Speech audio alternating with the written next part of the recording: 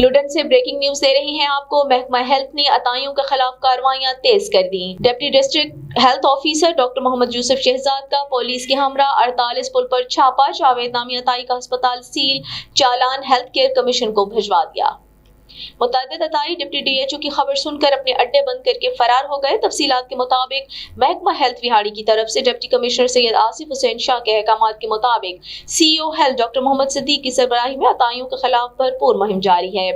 Deputy district health officer बिहाड़ी doctor Mohammad Yusuf Shahzad ने police के हमरा नवाही इलाका 48 पुल और गिरदो नवाह के इलाकों में छापे मारे। इस दौरान 48 पुल पर कायम जावेद इकबाल नामी अताई का गैर कानूनी अस्पताल सील कर दिया।